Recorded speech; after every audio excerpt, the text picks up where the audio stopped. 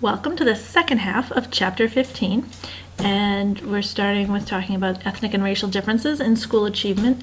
Unfortunately, there definitely are significant achievement differences when we look at different ethnic and racial groups, and it has not seemed to improve too significantly as people would like to see over the years, and definitely seems to show that minorities tend to underperform in academics. This looks at test scores in reading and in math across the country, looking at different races, and it looks at the national average, looks at white, African American, Hispanic American, Asian Pacific Islanders, and American Indians, and it looks at the reading and the math and how kids tend to score. And so you can see where there are dips and where there are peaks as well. This chart is actually on page 389 in your textbook, and it's looking at 8th graders. One of the interesting things about these test scores is, and again, it's looking at standardized tests, but that African American kids and Hispanic American kids tend to score lower than Caucasians, but Asian American students tend to get higher scores than Caucasian students do. And so what are these differences? Where do they come from? It definitely seems to be related to socioeconomics, but even when the families are coming from the same socioeconomic status as far as income and education level of parents, they still seem to see these gaps. In your book on page 390 is a piece, they call these from research to practice. They are in most of the chapters, and this one looks at let's see, it says the medium is the message, how adolescents use technology, which is very different than 10 or 20 years ago. I think we're constantly strapped to our phones as if it's a third hand or third arm. And I know many times I personally have gone back home if I forgot my phone. I felt like I was incomplete. I don't know how many of you might be able to agree with that. Young people seem to spend an average of 6.5 hours a day with their media, including radio, television, instant messaging, cell phones. They say MP3 players, although I don't know how many people still use those, the internet and computers, and I think a lot of that is even just from our own phones.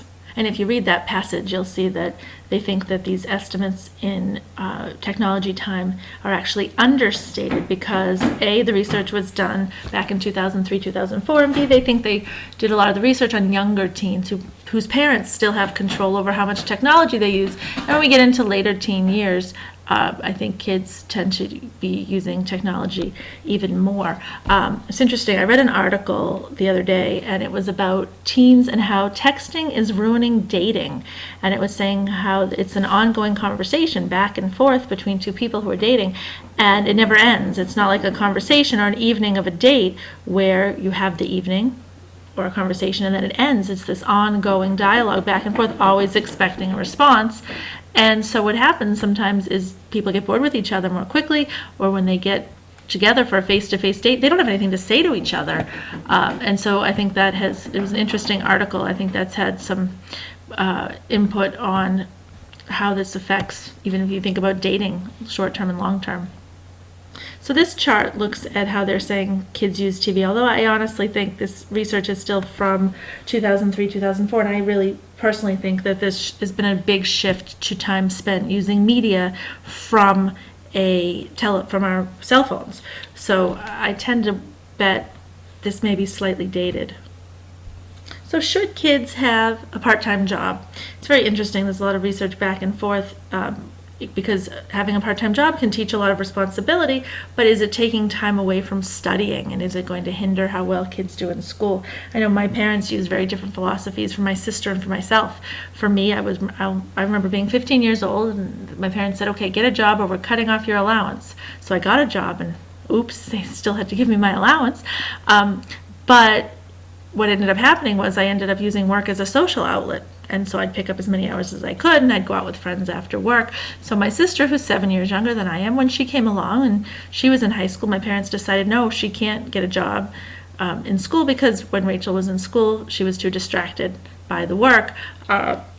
And so it was, later before my sister got a job. And so it's interesting I think she and I probably performed fairly similarly in school, so I don't actually think it had an impact on our academics. But it's just kind of a different philosophy. So just, you might think about, did you have a job in high school? And the other piece of it is, does that cut into extracurricular activities? I definitely did some extracurricular activities. Maybe I would have done more if I didn't have a job. So maybe you did clubs, maybe you did sports, maybe you had a job, maybe you did all of the above, maybe you did none of the above. So it's just something to think about individually, how people and how your parents or whoever raises us, how they view these things. So what about dropping out of school? I know in what we consider third world countries and other parts of the world, it's usually women who don't get as far in education, but it's usually because they're forced to marry or forced to work, or education is considered more important for men. But in the United States, high school dropouts earn, and this is from your book, 42% less than high school graduates do. And then when we get up to the college level, obviously there's an even bigger difference. But what happens? Who is it who drops out of school? Boys are more likely than girls in the United States to drop out of school. Socioeconomics comes into play as well. This chart looks at white, non-Hispanic, it looks at the totals, and it looks at black, non-Hispanic, and it looks at Hispanic. Seems to be there's a significant population where the majority of people dropping out of school are of Hispanic background. And why is it that this happens? It's interesting that Asians are not on this chart, because Asians actually have a lower dropout rate than Caucasians do. So why do people drop out of school? Well, oftentimes it's because kids need to work and make money for their family, and then it perpetuates the cycle, because lower education equals lower income, then kids, the next generation will need to work to help support the family, and it just creates a perpetual problem with low income and low education. Okay, so we got out of high school. Now who goes to college? It's interesting because where we live in this part of the country, I think it's very common for people to go to college. But overall, when we look at the United States, nationwide, it's actually a minority of high school graduates who even begin to start to go to college. We know that the majority of the college population is white, middle class, and only 40% of people who start college actually finish college within 4 years, which is a very interesting thing to think about. If you look around in the classroom, only 40% of people who start college finish it within 4 years. It's less than half. The number of students who were considered minorities who are attending college, that is rising dramatically. And ethnic minorities and racial minorities are starting to make up more and more percentage of the population who attends college. So this takes a look at who attends college based on race. So it's looking at high school students, and then who goes to college, which percentage, and how that makes up of the college population. What happens in college, though, between men and women? It's been shown that women who attend women-only colleges tend to do better. Men, when compared to women, men tend to view themselves as above average, where women tend to view themselves as lower than average when it talks about academics. Teachers tend to call on men more frequently. They tend to make more eye contact with men. Males tend to get more extra help, more positive reinforcements about their comments. It tends to be, though, that women who attend same-sex colleges tend to have higher self-esteem than those who attend coeducational male and female colleges, although the research on it is not entirely consistent. Some fields do tend to be dominated by men, and some fields do tend to be dominated more by women. The maths and sciences tend to be more dominated by men. So one of the things about all women colleges is they get more encouragement in maths and sciences. More of the social services, teachers, psychologists, counselors tend to be more female-dominated fields. And there's definitely a lot of stereotypes when it comes to these areas. And there seems to be more stereotype when it comes to women than men, with as far as stereotyping and a feeling of threat.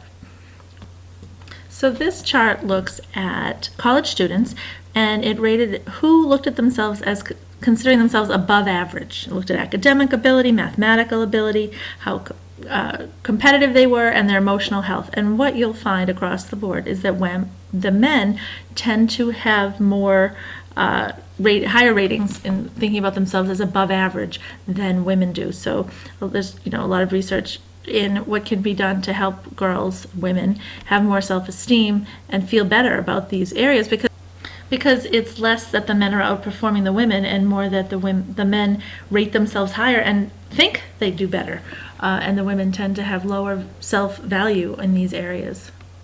In your textbook on page 394, there is kind of a script of gender bias in the classroom, and I'd like to do that in class if somebody could remind me.